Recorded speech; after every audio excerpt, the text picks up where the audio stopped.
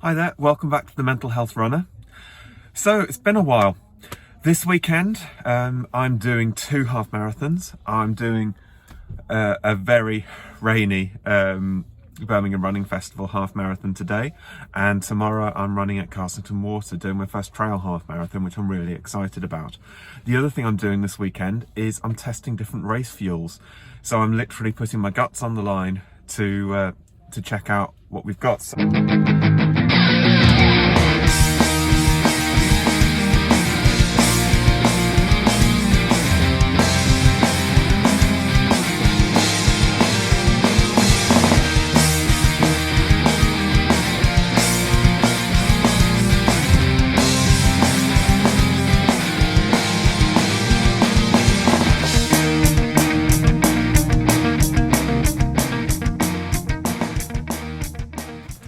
Well, first off, my pre-race drink is this delicious chili chocolate cold brew coffee from True Start that I bought at the running show. I've been really looking forward to trying these. It's packed with caffeine, so I've wanted to save it for a race day because it's got a very high caffeine content. But the other thing I'm trying today, you've probably seen these on social media because they are having a bit of a blitz at the moment, but Kendal Mint Cake have now launched a series of energy gels. So I got the welcome pack. Looking forward to giving them a go. So in the welcome pack you get a few gels, a couple of mint cakes, and also some drinks, a recovery protein shake and an electrolyte mix.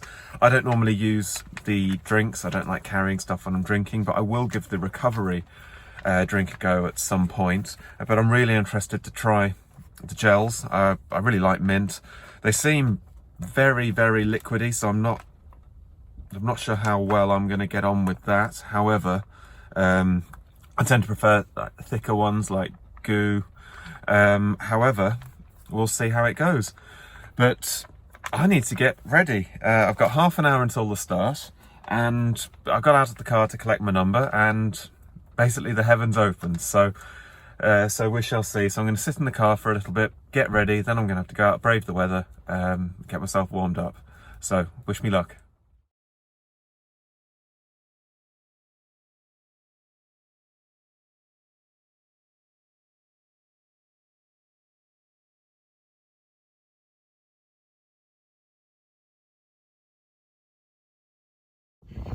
It's lap 11, feeling really good.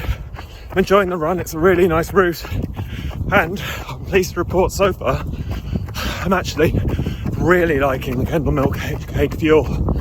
So that might be a great surprise. But yeah, feeling good so far.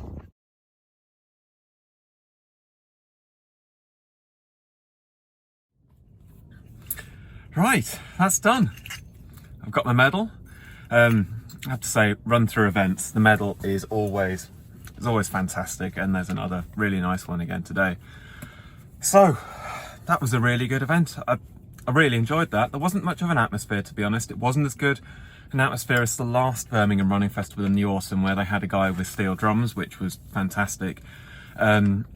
However, the course was really nice, really scenic. Actually, the weather ended up being really good. Fortunately, the rain cleared up before the start. It's a really surprisingly hilly course. I have walked around Sutton Park for years, and it wasn't until I did my first run here last autumn that I discovered how hilly it was. And today there were people running here for the first time, and I heard a lot of people being amazed at how hilly it was.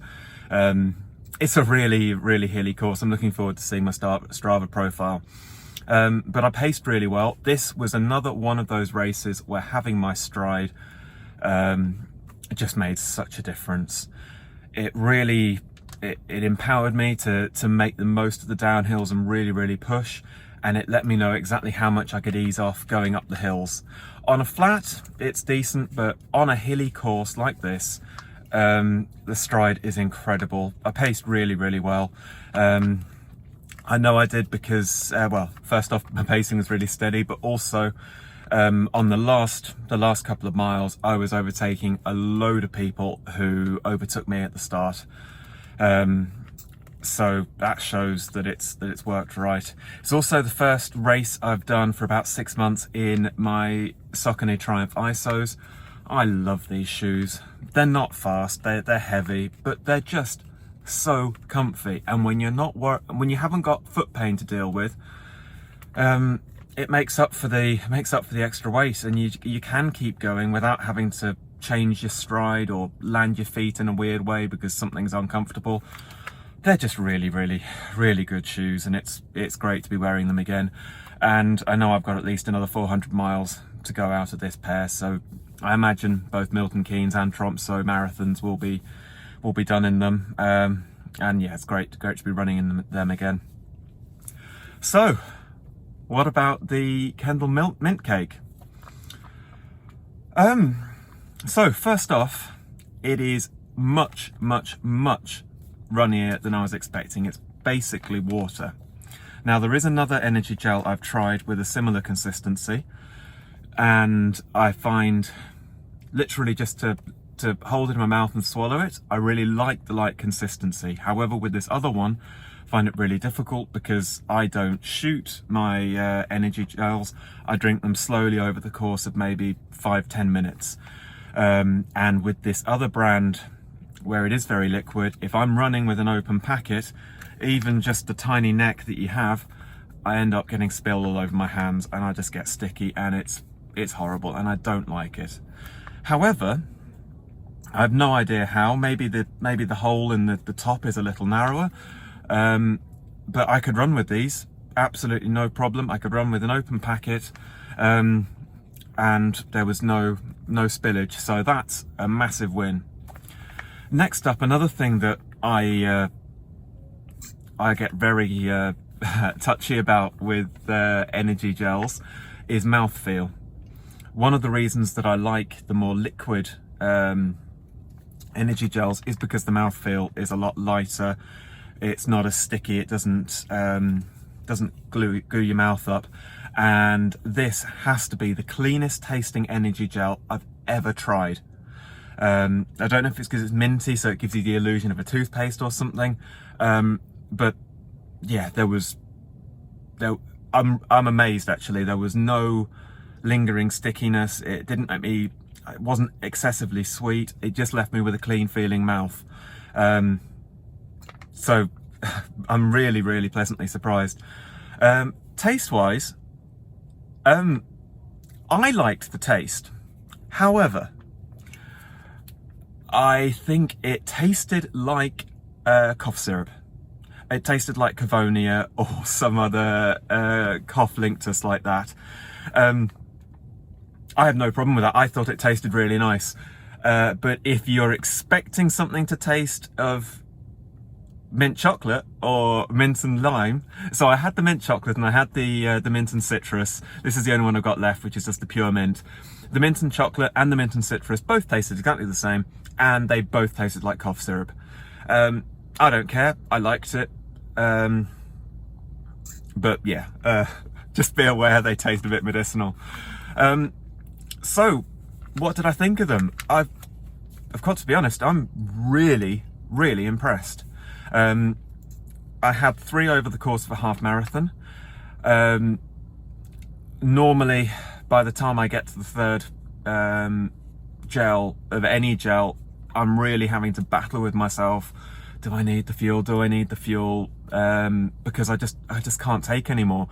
Particularly over the course of a half as well. Like sometimes even over a full marathon, I'll be struggling to have more than 2 gels because I just can't stomach anymore. But yeah, I had 3 over the course of a half marathon. It was a 4-lapper. I didn't have one the first lap, but I had one on the other 3 laps. I felt fuel to the end. It really helped my pacing.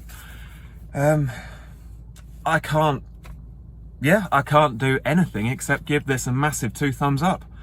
If you are sick of crazy super sweet energy gels, if you want a clean mouth taste, try the Kendal Mint Cake. You might be really, really surprised. I know I have been. So yeah, very well done. And with that, I'm off home to recover. I've got a protein shake for a bit of a recovery. Off home for a break, and then tomorrow I'm driving up to the Peak District for the Carsington Water Half Marathon. Thanks very much. Bye. Hi there, and welcome back. I know I promised not to talk to you again until after Carsington Water tomorrow, but I'm back. I've had a change, and more importantly, I've been able to have a look through all the data from my run today at Sutton Park. So Sutton Park actually is really hilly. You don't realise it walking it, but the race was full of people suddenly discovering how hilly Sutton Park was. Now, how do you pace on a hill? There's a few different methods, easy up and then fast down, but they all require a lot of judgment, and it's really difficult to do on the fly. So you've heard me mention it before, but I use this. This is a Stryd Power Meter. What this does is it fits onto my shoe, and it tells me, much like a power meter on a bike, it tells me exactly how much power is going through my feet at any given time. So what this means is that I wear it for all my training runs, so it knows how I run, it knows what I can do. I've done intervals with it, I've done sprints, so it knows my running, it knows my ability. So if I go onto the app and say, right, I'm going to do a half marathon today, and I think I can do it in, let's say, 1:45, then it will tell me what power I need to maintain. Then on my watch, it's got a really nice Apple Watch app. You've got a very customizable screen where it will show you your pace, it will show you your power, it will show you time elapsed, heart rate. You can modify a lot of the metrics, but the most important one is the power. So for example, I know that to get in the 140s on a half marathon, I need to keep my average power at about 310 watts. So today, running up the hills, didn't care what my pace was, I just checked my watch, and as long as my power was around about 310, I knew I'd be okay. On the hills going down, didn't matter what my pace was, I could run a lot quicker, and as long as I kept my pace to around about 310, it didn't get silly, which is very easy to do going downhill and start sprinting, but also didn't take it a bit too easy. As long as I kept my power around 310, then I knew that I'd get round the course. I knew I'd have enough left in the tank because this has been monitoring hundreds of miles of my running, and it knows what I can do. So I knew that as long as I stuck to 310, I could do it. Lo and behold, I get round and I've got enough power left in me for a really quick finish. And as I've said earlier, I was overtaking people at the finish who were ahead of me at the start. Now, if you have a look at my pacing for the race, which I'm going to make pop up here, you'll see my pacing is really uneven. There's some slow sections, there's some quick sections. That's because it's laps around a hilly park. The slow sections are uphill, moderate sections are flat, and then the quick sections are downhill. However, if you look at the other chart, which I'm going to make appear here, which is of my power, you'll see it's really steady because I knew what I had to do. You also get a really nice video replay of your run, a bit like Relive, but it shows your power. So again, you can see what you've done. Now, I'm not sponsored by Stryd. I'd love to be sponsored by anyone, but I'm just me. But seriously, if you are looking at upping your game, if you're looking at managing your pace, particularly on courses that you're not familiar with, Stryd is a really great investment. If I'm doing my regular park run, I have it because I use it to log my miles, but I know exactly what I need to do there. But when I'm on a half marathon on a new course, I've got no idea what I need to do. The first time I ever used it was actually at Toyen Park Run in Oslo, which is 3 laps of an exceptionally hilly route. I don't know how you'd do that blind. It's so hilly, but I was able to use my Stryd, and they ended up getting a great time, really well paced, and I wasn't broken at the end. Please do a bit more research, but if you're trying to push yourself, it's a great way of doing it. So thanks very much for watching, and that is it for today. I'll see you at Carsington tomorrow. Thank you. Bye.